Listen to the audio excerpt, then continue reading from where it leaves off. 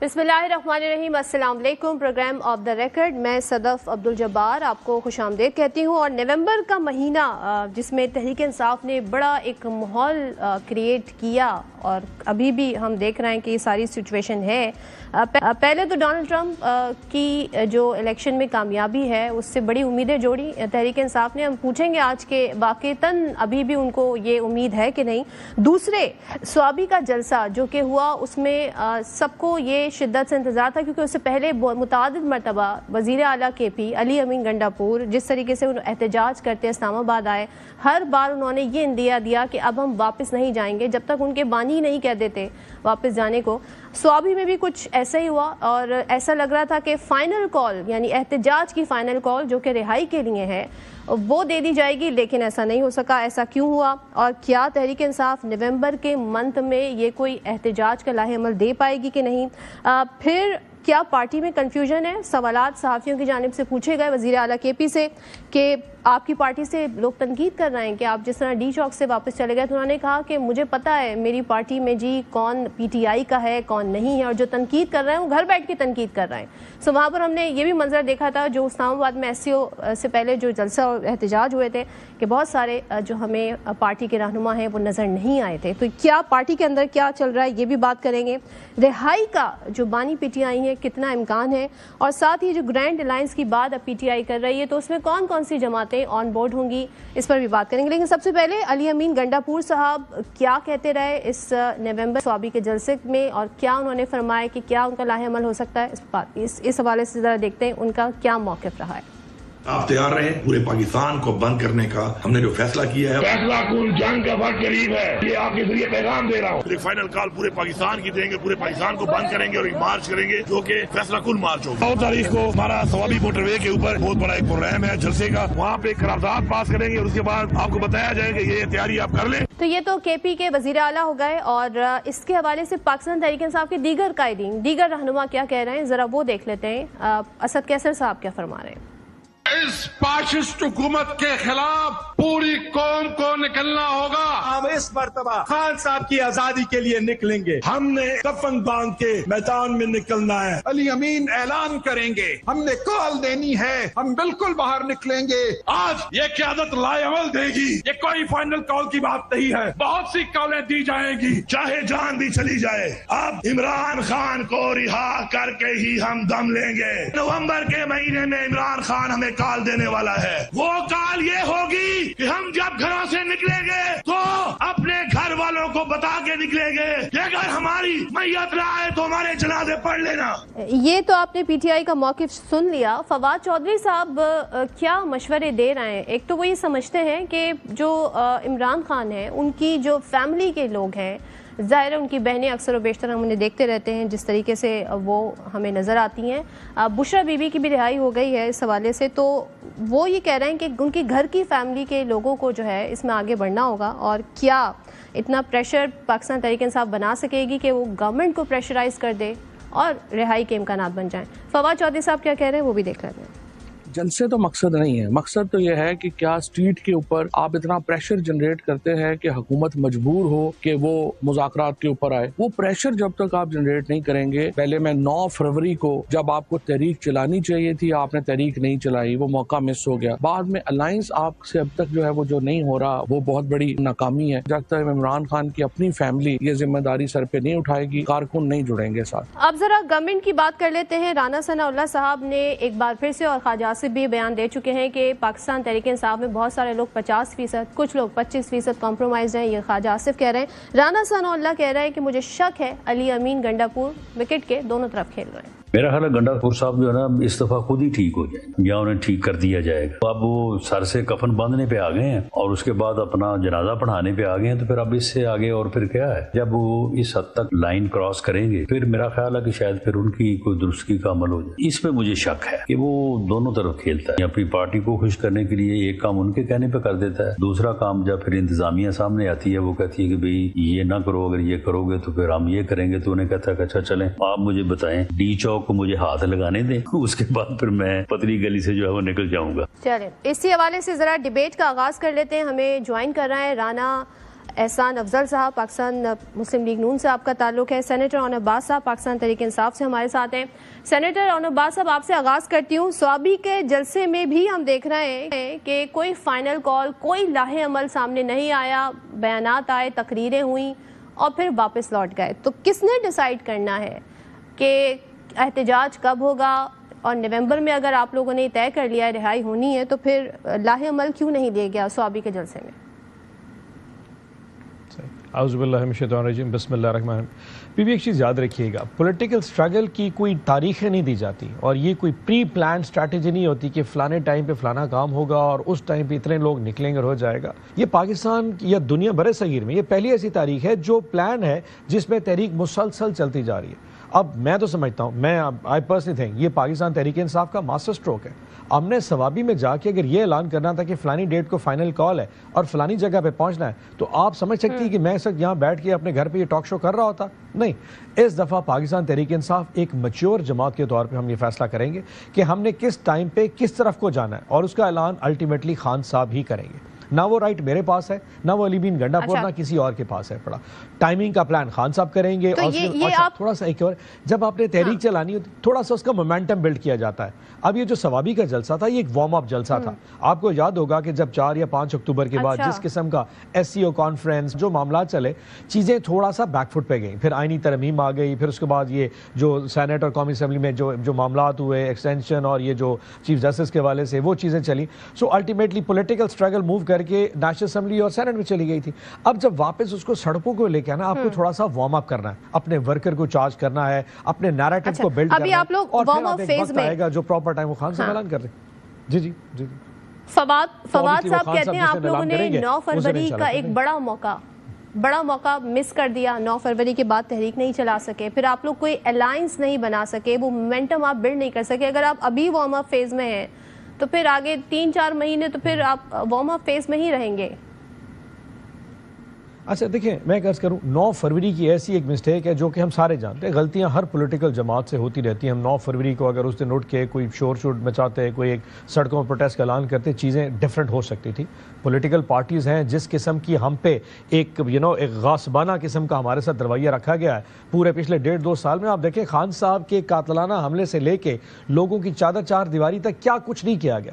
اب اس میں سوچیں گے کیا یہ جماعت عام ایک انسان کے طور پہ، عام پولیٹیکل پارٹی کے طور پہ کیا یہ صحیح طرح کام کری؟ نہیں، ہمارے کچھ سینسز اتنے زیادہ کوئی سٹرونگ نہیں ہیں کہ ایک طرف ہمیں مارا جائے، دوسرا ہم کہیں گے جی فلانا ٹائم غلط ہو رہا ہے۔ ہم نہیں کر پائے۔ یس، الائنسز کی بات سے میں شاید اگری نہ کروں، ہم نے پوری کوشش کی ہے، ابھی بھی ہم الائنسز کے ہیں۔ ہمارے ساتھ اچک زئی صاحب ابھی بھی کانٹیکٹ میں ہیں، مینگل صاحب کے ساتھ ہم کانٹیکٹ میں ہیں، مولانا صاحب کے ساتھ آپن ہمارے معاملات دیکھیں، آئینی ترمیم کے حوالے سے ہم ان کے ساتھ کانٹیکٹ میں رہے ہیں۔ جماعت اسلامی کے ساتھ بھی ہم نے کانٹیکٹ کرنے کی کوشش کی جب وہ پنڈی میں فیض آباد میں انہوں نے دھرنا دیا تھا، تو اور اس وقت ہم GDA کے ساتھ بھی بات کر رہے ہیں۔ سو پاکستان میں جتنی جماعتیں ہیں جو اس گورنمنٹ کے مینڈیٹ کو تسلیم نہیں کرتی، جو ہمارے نیریٹو کے ساتھ تھوڑا سا قریب تر ہیں، ہم ان سے بات کر رہے ہیں۔ الٹیمیٹلی فیصلہ ہر جماعت نے اپنے مینڈیٹ سے کرنا ہے۔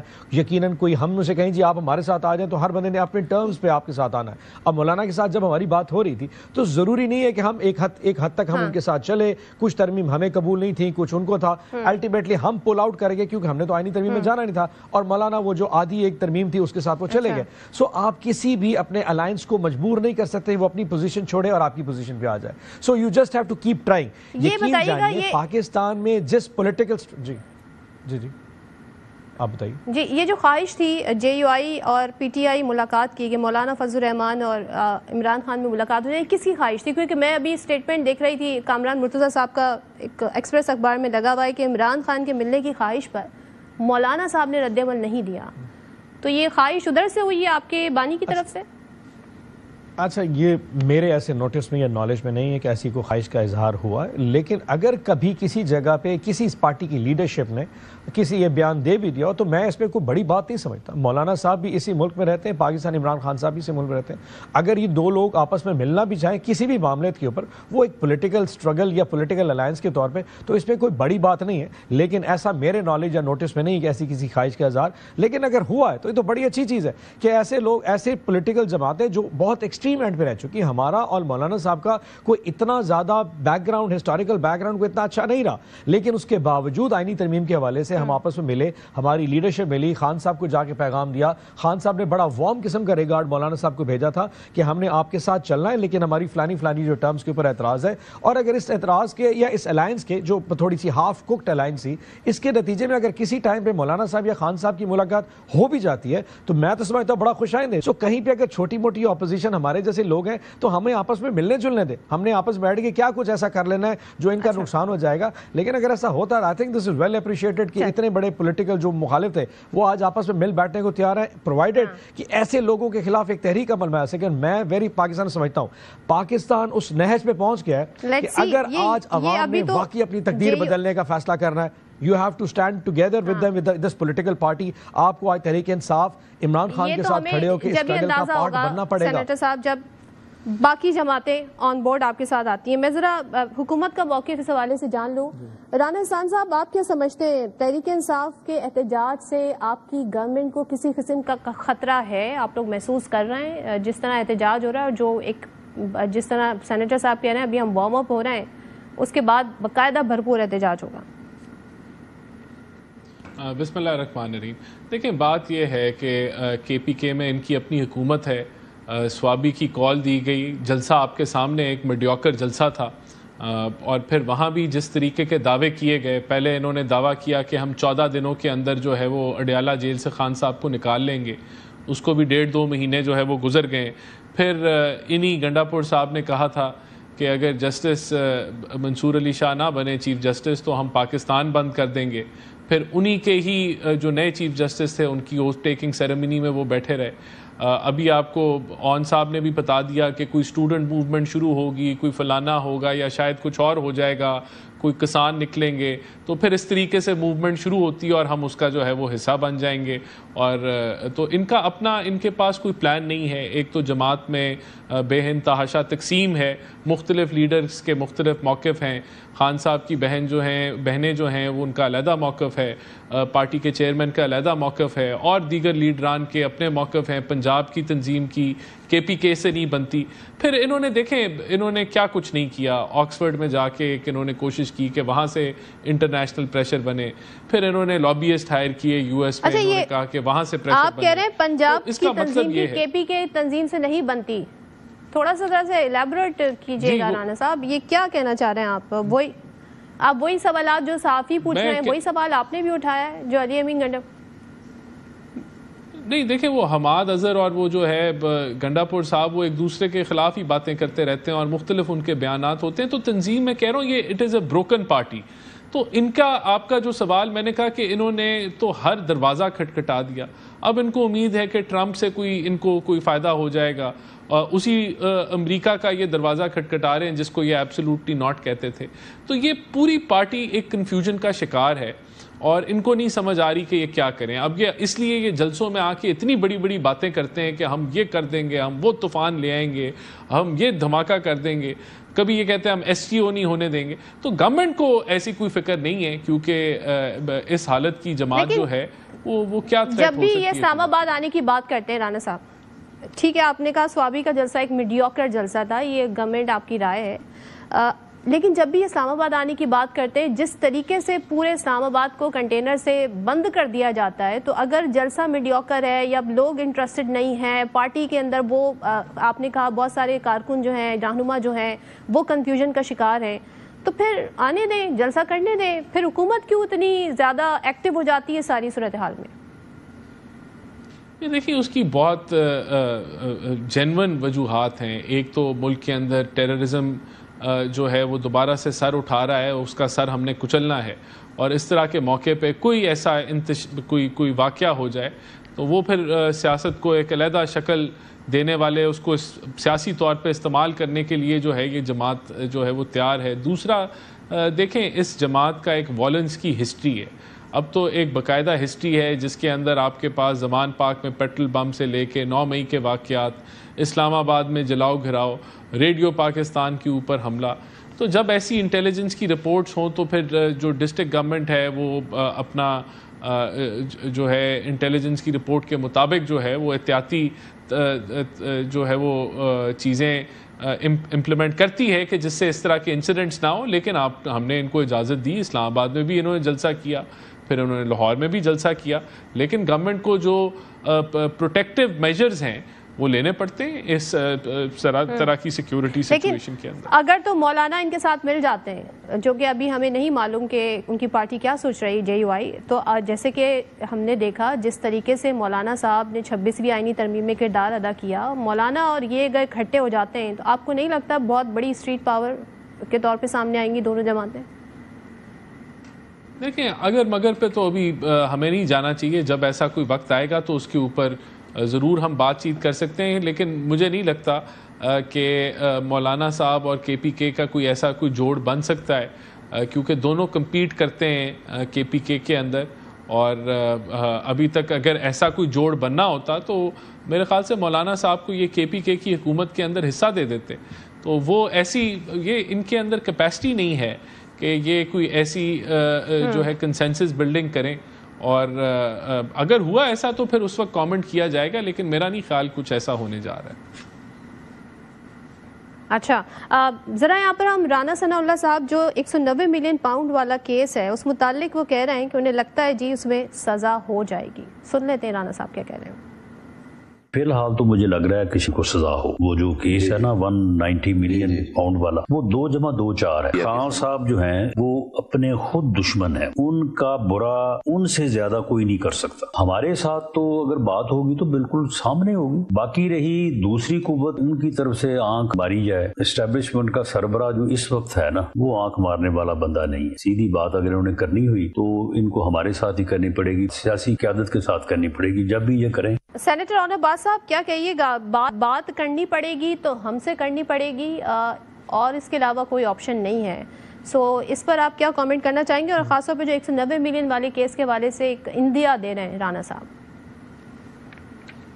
ایک بات بتاؤں, ویسے میں حیران ہوتا ہوں ان کی جب ٹاک شوز پہ باتیں سنتا ہوں. میں پرسوں والے دن دیکھ رہا تھا میاں نواز شریف صاحب نے درخواست جمع کرائی نیب کی کورٹ میں کہ جو میں نے غیر قانونی طور پہ توشہ خانہ میں مرسیڈیز گاڑی اور BMW لے کے مریم نواز شریف کو دی تھی وہ کائنڈلی اس کیس کو منتقل کر دیا جائے اس وقت سول سیشن کورٹ کی عدالت میں, کیونکہ 50 کروڑ سے زیادہ کا جو کرپشن کا کیس ہے وہ تو نیب میں جا سکتا ہے. 50 کروڑ کی چھوٹی میں نے کرپشن کی ہے, اس لیے آپ اس کو جو ہے نا سیشن عدالت میں بھیج دیں. جہاں پہ یہ مائنڈ سیٹ پرویل کر رہا ہو نا, وہاں پہ 190 ملین پاؤنڈ کی بات القادر ٹرسٹ پہ, جس کا خان صاحب یا بشرا آپا صاحب لینا دینا ہی کوئی نہیں ہے. ایک انڈیپینڈنٹ ٹرسٹ, ایک یونیورسٹی جہاں پہ قرآن اور سنت کی روشنی میں تعلیمات دی جا رہی ہوں, ایک وہاں پہ فلاحی ادارہ ہو جس کا کوئی پروفٹ اینڈ لاس کا اکاؤنٹ نہ ہو, اس کے حوالے سے آپ ساری دنیا جانتی ہے. دیکھیں انہوں نے 3 کیس بنائے تھے 8 فروری سے پہلے, 2, 3 اور 4 فروری کو. ایک کیس تھا نکاح کا کیس جو انہوں نے بنایا تھا, دوسرا تھا اس وقت توشہ خانہ کے کیس, اور ایک تیسرا اور کیس تھا پتہ نہیں کون سا. تینوں کیسوں میں سزا کر دی. عوام نے اپنا ریاکشن یاد کیا دیا.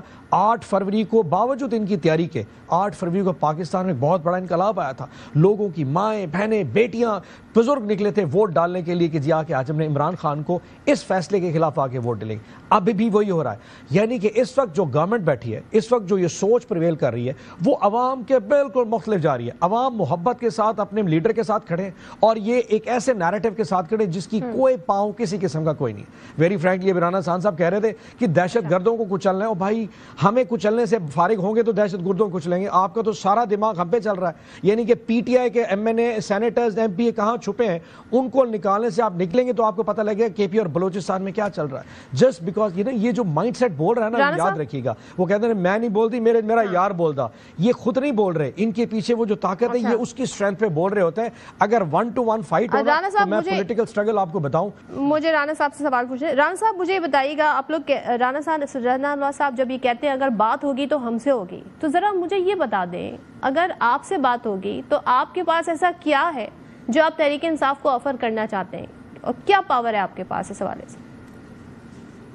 یہ دیکھیں بات یہ کہ ہم تو پارلیمنٹ کی بات کرتے ہیں. سیاسی جماعتوں سے تو جب بات ہوتی ہے تو پارلیمنٹ کے فلور پہ ہوتی ہے اور کھلی ڈلی ہوتی ہے, کوئی بیہائنڈ بند دروازوں کے پیچھے نہیں.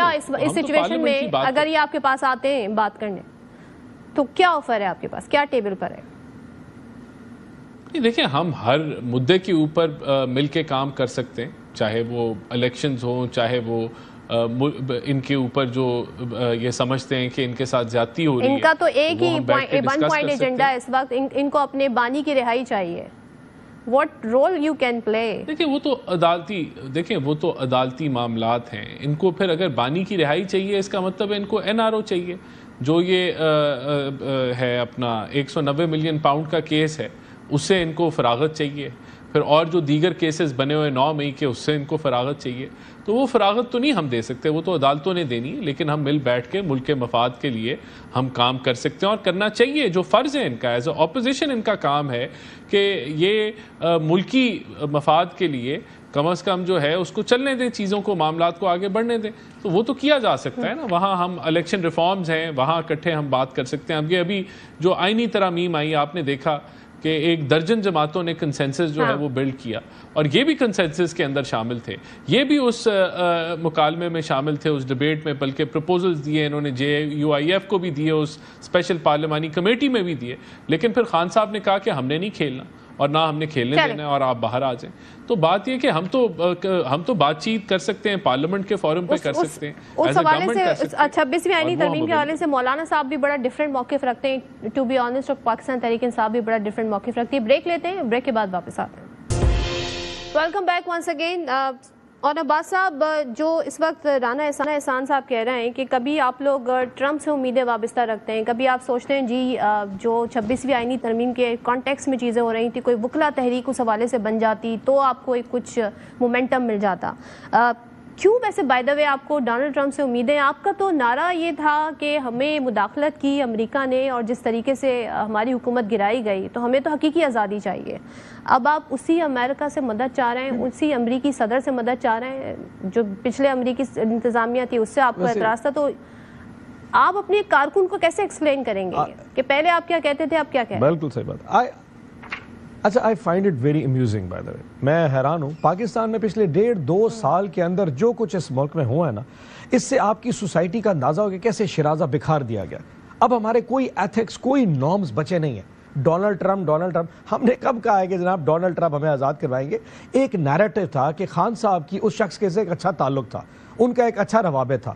ہم نے کبھی نہیں کہا کہ ڈونلڈ ٹرمپ خان صاحب کو آزاد کرائے گا. اینڈ آئی ٹیل یو کہ ہماری پارٹی کا نیریٹو بہت کلیئرٹی کے ساتھ ہے. ہم جب کبھی نکلیں گے اپنی پولیٹیکل دیکھیں, خوزہ صاحب کی اپنی اوپینین ہو سکتی ہے, میں اور پارٹی پوری اس بات پہ کلیئرٹی, میں کچھ دوست نے اپنی بات کہہ دی ہوگی, ہماری کلیئرٹی ہے کہ ہم جب کبھی نکلیں گے, خان صاحب نکلیں گے اپنی پولیٹیکل سٹرگل کے نتیجے نکلیں گے, اسی عدالتوں سے اپنی سزائیں لے کے, جو سزائیں جو بھی معاملات ہیں وہ لے کے نکلیں گے. اگر یہ کرنا ہوتا تو یقین جانیے آج نہیں, آج سے 6 مہینے نہیں, آج سے سال پہلے عمران خان صاحب کے پاس یہ چیز موجود تھی کہ نواز شریف کی طرز کے اوپر ایک ڈیل کرتے اور اس وقت لندن چلے جاتے. بیکاز ہم بلیو کرتے ہیں, آج خان صاحب بلیو کرتے ہیں کہ اگر آج آپ نے کمپرومائز کر دیا, آج اپنے سر نگو کر دیا, تو ساری عمر یہ سر قوم نہیں اٹھا سکے گی. ہم اپنی قوم کی جنگ کے لیے خان صاحب یہ قربانی دے رہے ہیں, ورنہ 2 منٹ لگتے ہیں. لندن یہ 8 گھنٹے کی فلائٹ کھڑی ہے, اور یقین جانے خان صاحب کو اسے پیغام بھیجنا ہے کہ بھائی صاحب میں جا رہا ہوں, میری معاملات ختم کریں. اٹ ٹیکس منٹس, بٹ کیونکہ پولیٹیکل سٹرگل جب لانگ ٹرم ہوتی ہے آپ کو برداشت کرنا پڑتا ہے, اور یہی کچھ خان صاحب کر رہے ہیں.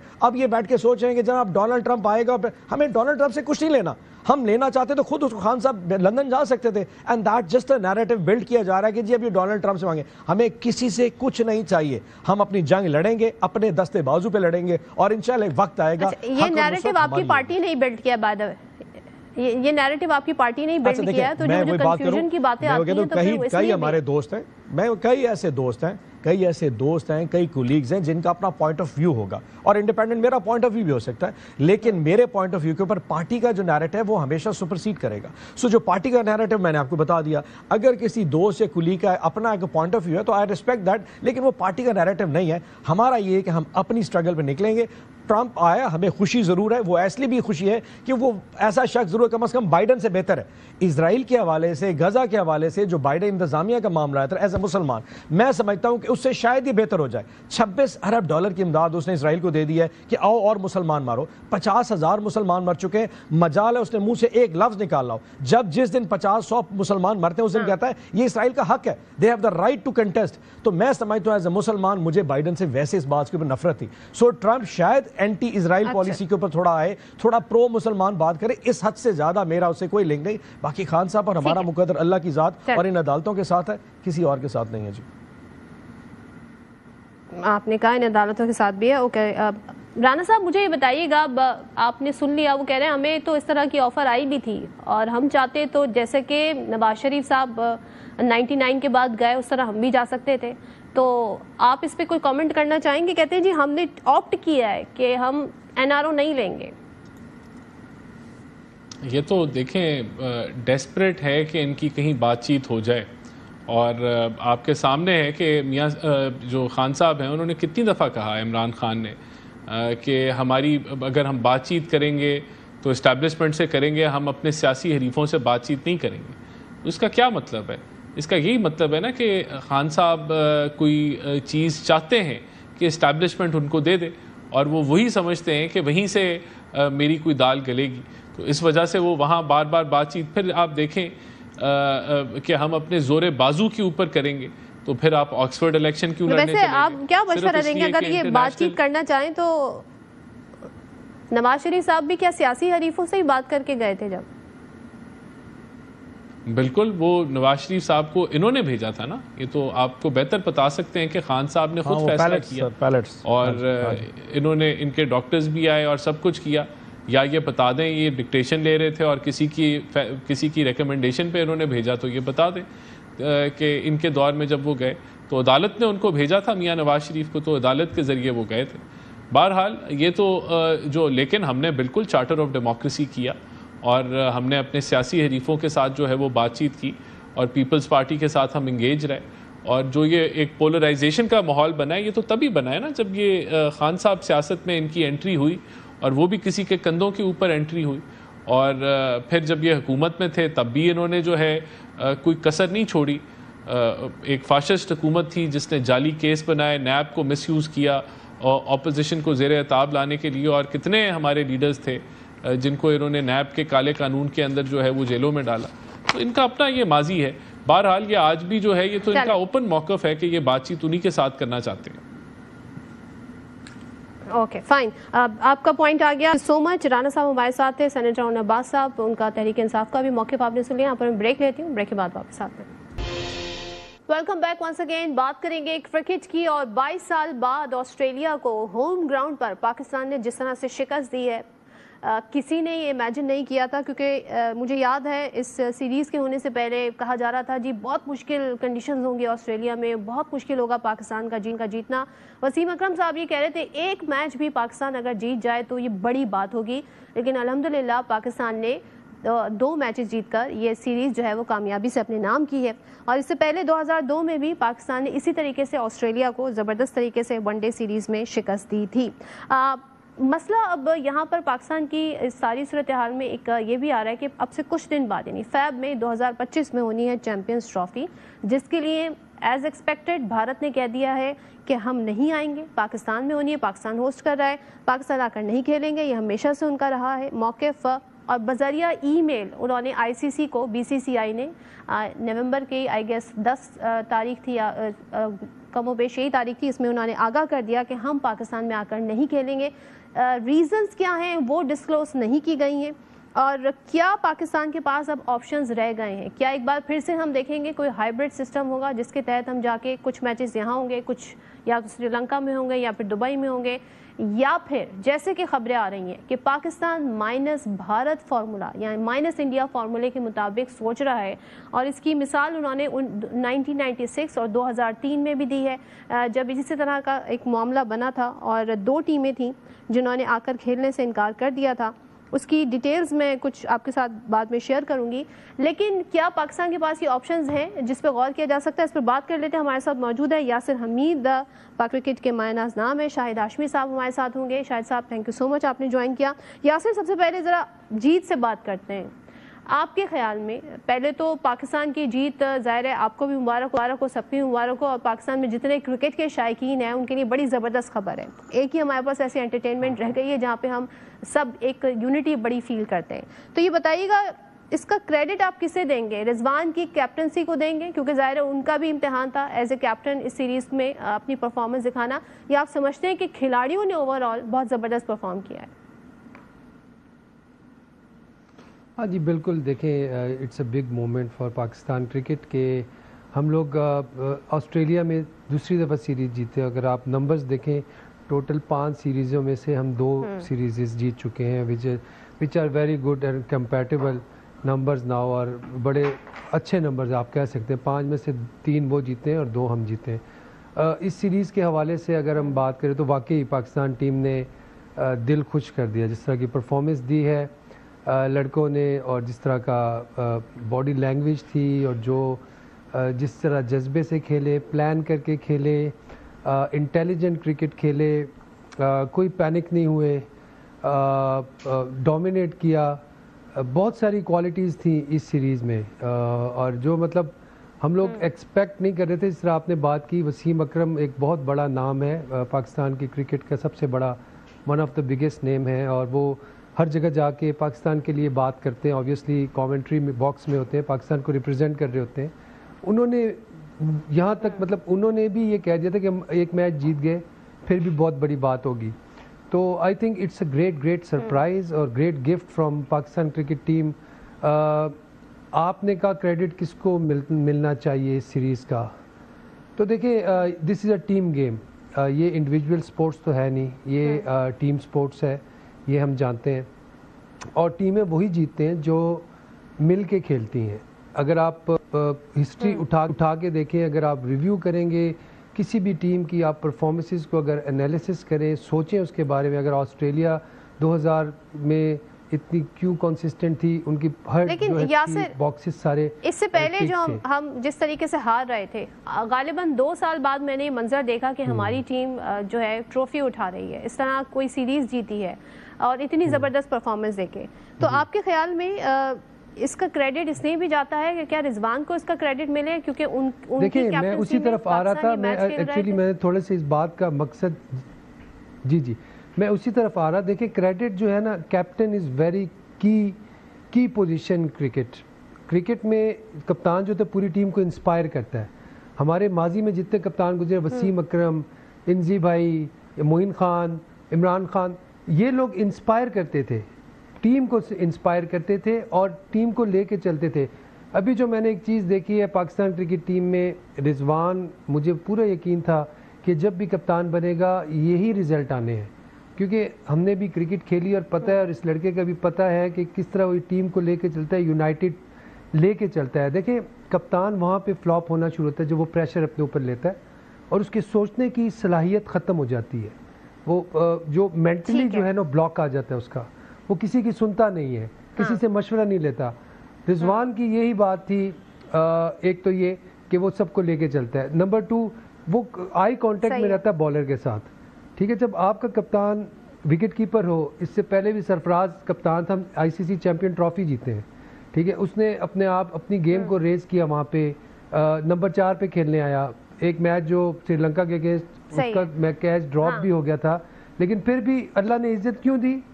یونٹی تھی, ڈسپلن تھا اور کچھ کرنے کا جذبہ تھا. اب بھی وہ چیز نظر آ رہی ہے ہمیں, کچھ کرنے کا حوصلہ تھا. ٹھیک ہے, ابھی آگے بہت سی چیزیں انشاءاللہ ہم شاہد صاحب کی طرف, ہاں جی مجھے شاہد صاحب کی طرف جانیں. شاہد صاحب یہ مجھے بتائیے گا, جو پاکستان کے اوپر ابھی اس وقت ایک صورتحال ہے, چیمپئنز ٹرافی کی میں بات کر رہی ہوں, ہائیبرڈ ماڈل, ٹھیک ہے, ہم نے بہت بار یہ پریکٹس بھی کی ہے, اس دفعہ بھی ہو سکتا ہے کر لیں, لیکن یہ جو خبر آئی ہے کہ مائنس بھارت فارمولے پر ہم سوچ رہے ہیں, جس میں مثال دی جا رہی ہے 96 کی, جب آسٹریلیا اور ویسٹ انڈیز نے سری لنکا میں کھیلنے سے انکار کیا, اور 2003 میں نیوزی لینڈ نے کینیا اور انگلینڈ نے زمبابوے میں کھیلنے سے انکار کیا تھا. تو ICC نے یہ کیا تھا کہ انکار کرنے والی ٹیموں کے میچز میں حریف ٹیموں